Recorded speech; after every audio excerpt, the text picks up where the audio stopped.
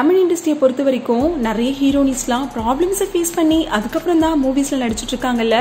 ஆனா ஒரு சில ஹீரோனிஸ்லாம் அந்த ப்ராப்ளம்ஸை எப்படி ஃபேஸ் பண்றது அப்படின்னு தெரியாம சினிமா விட்டே விலகி போயிடுறாங்க.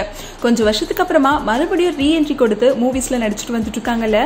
அந்த வகையில இப்ப நம்ம பார்க்கும் ஹீரோனி தான் நடிகை பூஜா குமார். இவங்க ஃபர்ஸ்ட் டைமா காதல் ரோஜா அப்படின்னு ஒரு படத்துல தான் தமிழ் சினிமாவுக்கு இன்ட்ரோ ஆனாங்க.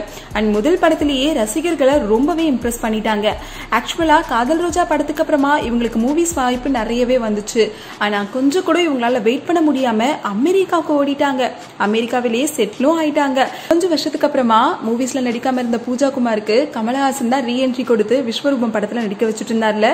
கமலஹாசனுக்கு ஜோடியா அதுல நடிச்சிருப்பாங்க. அண்ட் அது மட்டும் இல்லாம இந்த படத்துல அவங்களோட சிறப்பான நடிப்பை எக்ஸ்போஸ் பண்ணி பூஜா குமார் கமலஹாசனோட உத்தம வில்லன் படத்திலையும் மறுபடியும் நடிக்க ஆரம்பிச்சாங்க.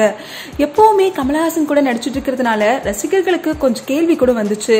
அது என்ன அப்படின்னா, பூஜா குமார் எப்பவுமே கமலஹாசனோட நடிச்சிட்டு இருக்காங்களே, உங்களுக்கும் கமலஹாசனுக்கும் ஏதாவது கனெக்ஷன் இருக்கா அப்படின்னு ஒரு கொஸ்டின் வந்துச்சு. அண்ட் அதுக்கு அப்படிலாம் ஒண்ணுமே கிடையாது அப்படின்னு கூலா ரிப்ளை கொடுத்திருந்தாங்க பூஜா குமார். அண்ட் அது மட்டும் இல்லாம இப்போ ஒரு வெப் சீரிஸ்ல நடிச்சிட்டு இருக்காங்க. அதுல அவங்கள விட 15 வயசு குறைவான இளம் நடிகர் ஒருவரோட படுக்கை காட்சியிலயும் கவர்ச்சி காட்சியிலயும் நடிச்சு ரசிகர்களை ரொம்பவே ஷாக் ஆக்கி இருக்காங்க. ஹாய் வியூவர்ஸ், உங்களுடைய போரிங் டைமை என்டர்டைன்மெண்ட்டாக மாற்றுறதுக்கு மறக்காமல் தமிழ் காசிப் சேனலை சப்ஸ்கிரைப் பண்ணுங்கள்.